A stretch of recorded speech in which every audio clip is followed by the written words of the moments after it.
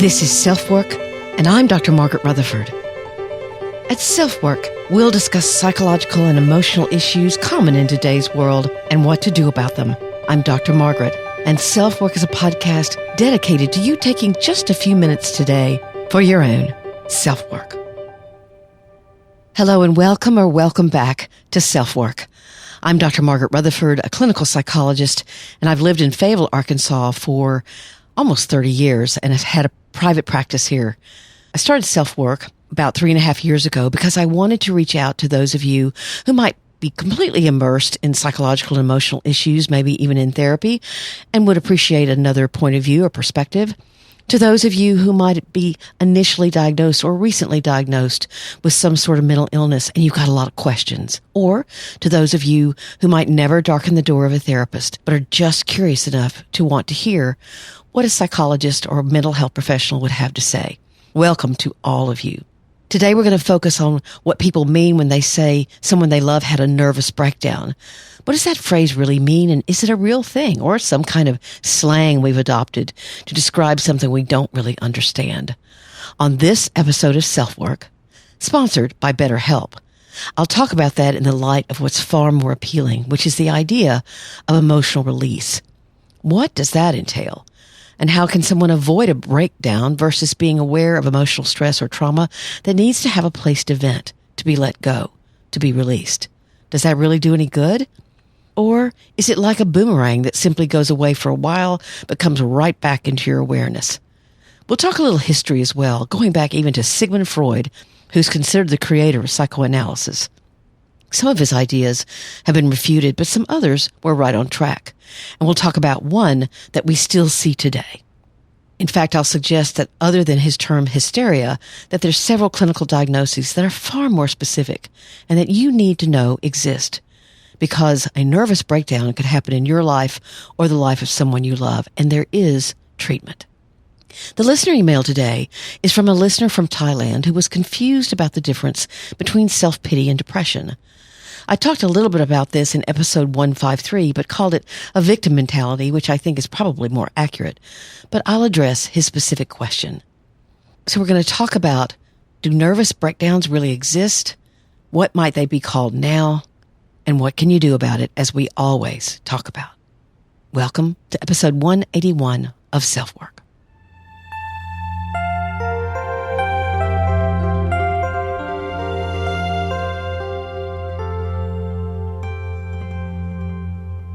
Today we're going to be talking about the disorders there are currently that might have been called a nervous breakdown years ago. They have now much more specific names and definitions. That term is still used by people who aren't very well educated about these kinds of issues, and also by some who cling to the idea that having a mental illness is something that reflects mental weakness or lack of character. I can assure you that some of the strongest people I know have fought with some kind of mental illness. It ain't easy, as the song says, and actually can create a kind of mental toughness. So how did we begin thinking of sudden mental illness as a breakdown? Because it was, in a way. What was normal wasn't normal anymore. Or the origins of the mental illness were unknown, so people thought these folks were possessed or lying or trying to gain attention. The answer to that is no, no, and no. Sigmund Freud, who was an interesting character in and of himself, went out on a huge limb as a psychiatrist back in the mid to late 1800s. I'm going to quote from an article from a British author, Chris Nicholson. In a radical departure from the practice of the day, which either paraded hysterical patients around at public demonstrations, as the French neurologist Jean-Martin Charcot did, or it treated them just as malingerers, Freud sat his patients down and listened attentively to them. After 10 years of this practice, Freud came to believe that behind every hysterical symptom, such as convulsions, paralysis, blindness, epilepsy, amnesia, or pain, lay a hidden trauma or series of traumas. It was Freud who proposed that the memory of trauma which the patient fails to confront because it will cause them too much mental anguish, that trauma can be converted into physical symptoms. What is more surprising is that cases like this are typical of those routinely seen today by neurologists. Freud called this condition hysteria. His patients, mostly women, were simply not able to function because of those convulsions, paralysis, hysterical blindness, whatever. Now, of course, at the time it was believed that only women got such disorders. But when you think about how women were considered inferior and who knows what the rate of actual abuse was, it's no wonder that their emotional pain might get translated very easily into physical symptoms. I know actually about this phenomenon very well, as I did my dissertation on what are now called conversion disorders. I researched what are called pseudo-seizures, events that look like epileptic seizures, even grand mal seizures sometimes, but they're not actual seizures. If you hook these people up to EEG, there's no abnormal neurological activity going on. Conversion disorders are fascinating, but they're not very well researched. But surprisingly for them, if we began addressing the original trauma, their symptoms cleared. It could have been the death of a child, sexual abuse, deadly fires or tornadoes, public humiliation of some kind, such as a spouse being discovered and arrested for selling porn. And their emotional pain was unconsciously converted, hence the term conversion disorder, into some kind of physical symptom. Maybe you've heard the terms hysterical blindness or hysterical paralysis, or you've actually really probably heard of an hysterical pregnancy, maybe on the soap operas. There's a good book on psychosomatic disorders, which are a close cousin of conversion disorders, basically believing you have an illness that you don't have, but you experience the symptoms of that illness. I'll share that link with you. It's called It's All in Your Head. It's written by a psychiatrist who's very compassionate in her explanations, and I've actually ordered the book myself, so maybe after I read it, I'll do a podcast on it.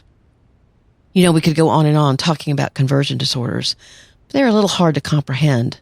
Your rational mind says, for example, with pseudoseizures, why would anyone want to have to go on meds, stop driving, actually hurt themselves physically while having an attack that looks like epilepsy? Why would someone do that?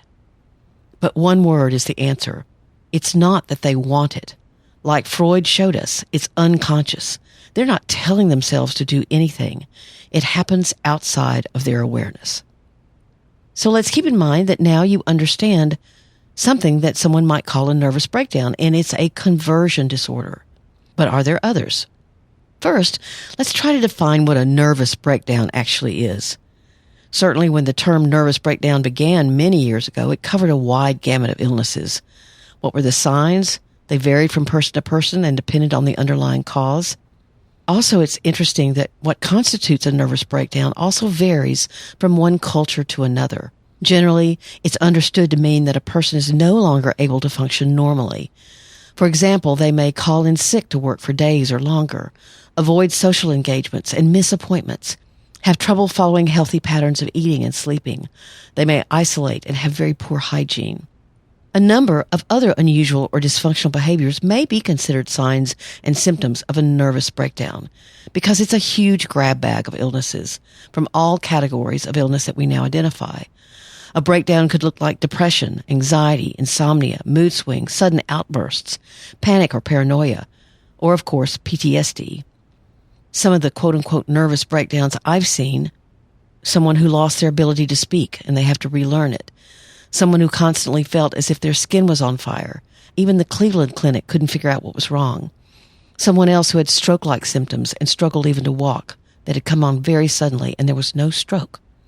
Someone who couldn't sleep without the TV on and the lights blaring. All of these people had severe trauma in their background, and none had processed it. None had had what I'm calling today an emotional release. So now let's talk about one more actual current diagnosis that might be called a nervous breakdown if you weren't better educated about mental illness. It's called an acute stress disorder, basically a shorter version of PTSD or post-traumatic stress disorder.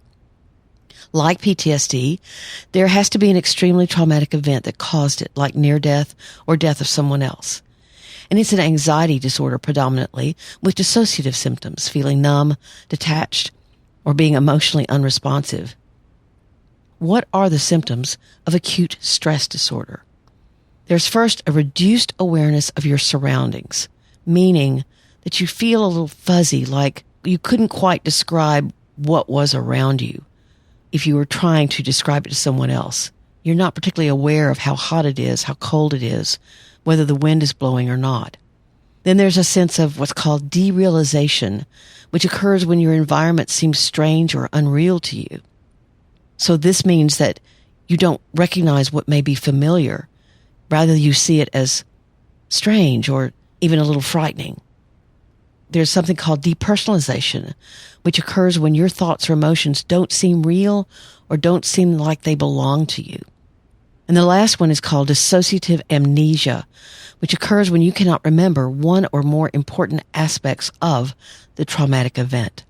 Now, I've seen this a fair amount. For example, someone has a terrible car wreck and they can't really remember what happened before or after.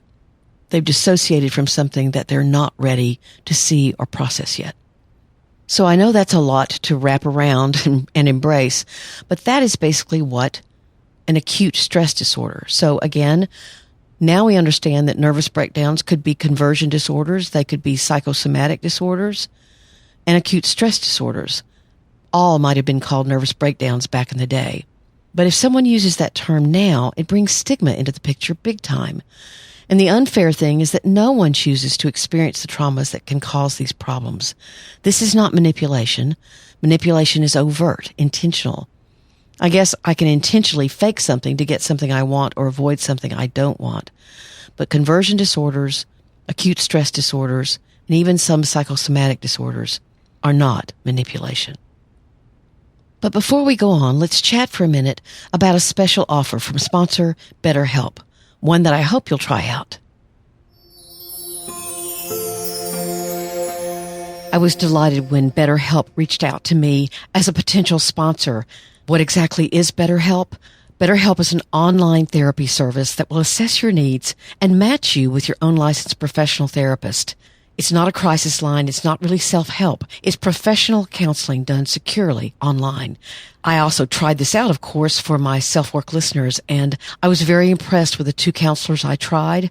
There's a broad range of expertise, and you're actually matched to the therapist that they believe will work best for you. You can have video sessions, phone sessions, you can text, and actually it's much less expensive than quote-unquote normal therapy. And BetterHelp is rated #1 by so many platforms that specialize in trying to help you find the best therapy online for you. There's a special offer for SelfWork listeners where you get 10% off your first month at trybetterhelp.com/selfwork. That's trybetterhelp, that's HELP.com/selfwork. You can begin getting help today, and I highly recommend it. So give it a try.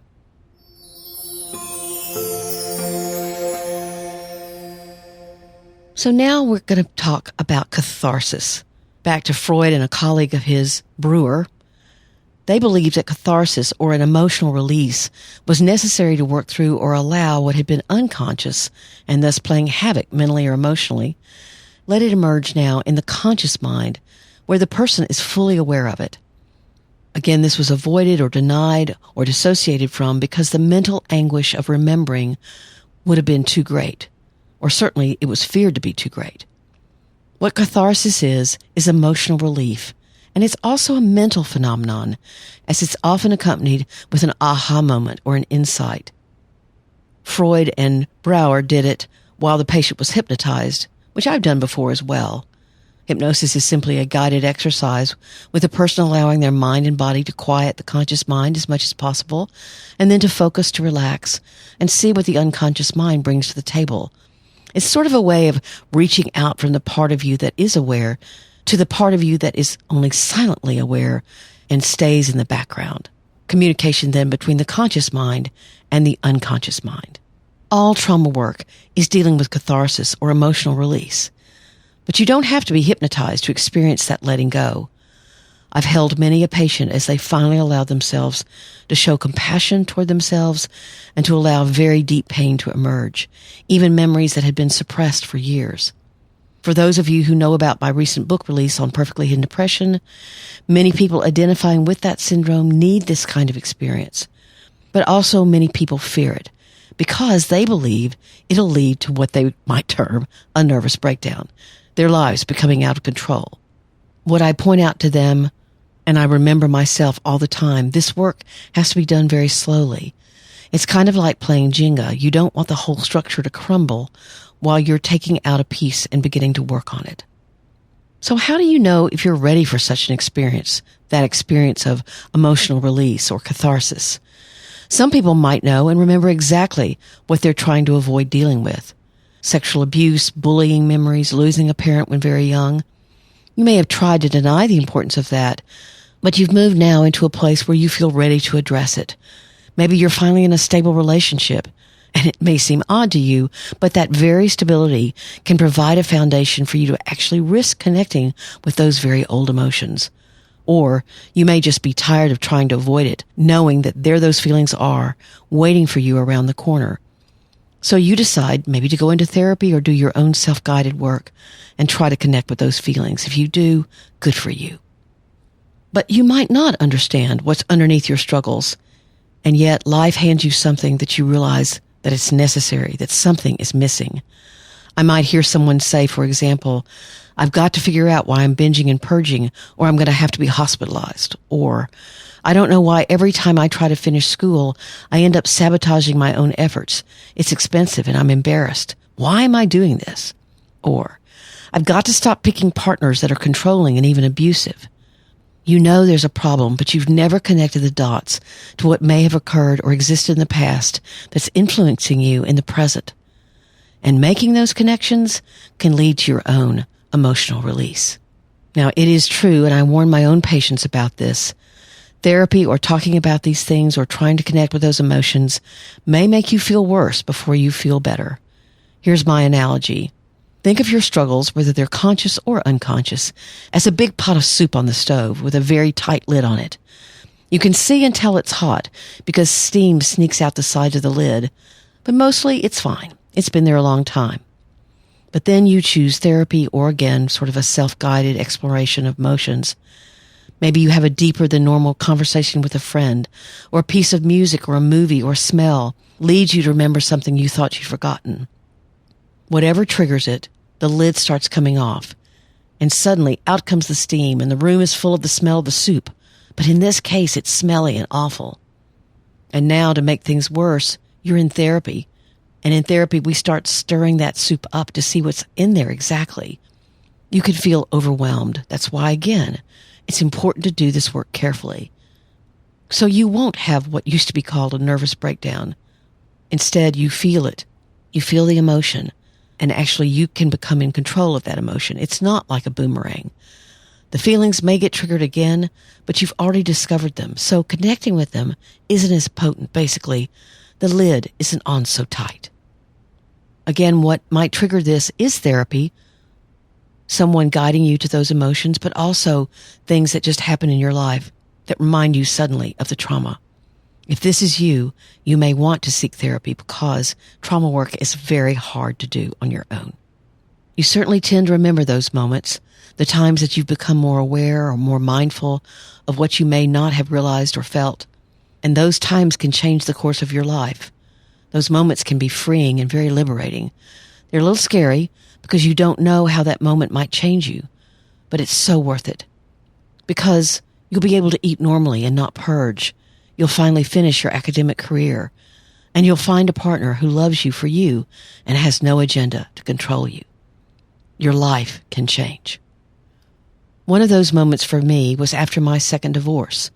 There were no cell phones back then, but my phone would ring every 2 weeks or so pretty late, and I always picked it up, knowing in my gut that it was my ex calling. It had been a terrible relationship and had ended in chaos and hurt. Just for your information, I was the one that had filed. So my therapist kept asking me why I picked up.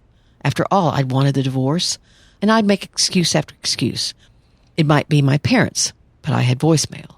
It might be one of my colleagues needing help on an assignment. Again, that voicemail. I finally got quiet and said, because it's serving a purpose for me, and I have to figure out what that is. I started crying, a deep kind of hurt emerging. I'll never forget that. I had not gotten to that hurt until that very moment. I did finally figure that purpose out, but without that emotional release, it wouldn't have been possible. Maybe you could take a moment right now to wonder what might be holding you back from change that you want and need, and just maybe, what are the emotions you might need to release, and how might that help? Just think about it.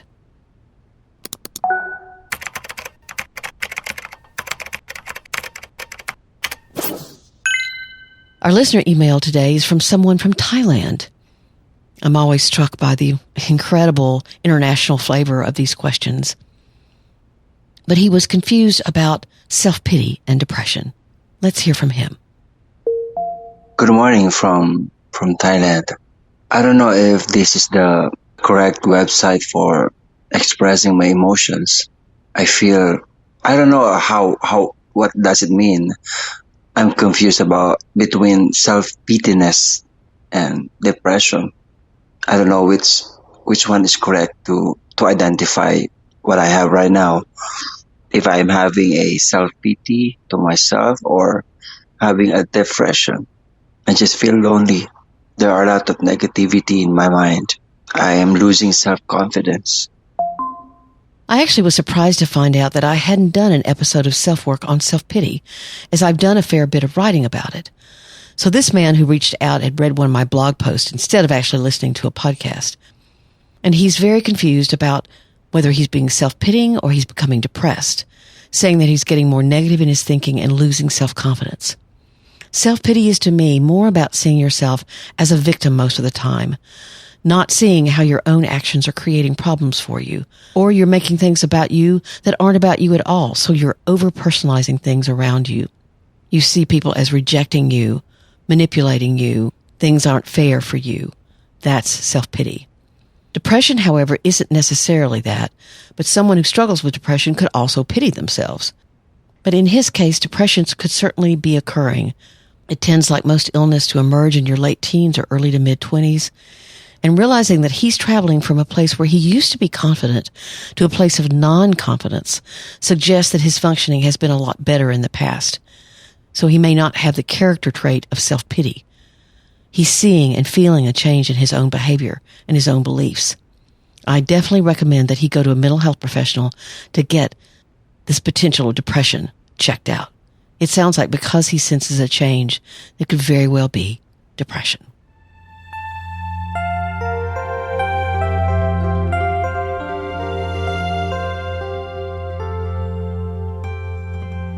Thank you so much for being here.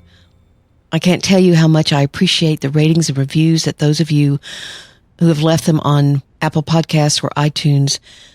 That is obviously one of the largest platforms and means the most because it simply lets people know that you value self-work.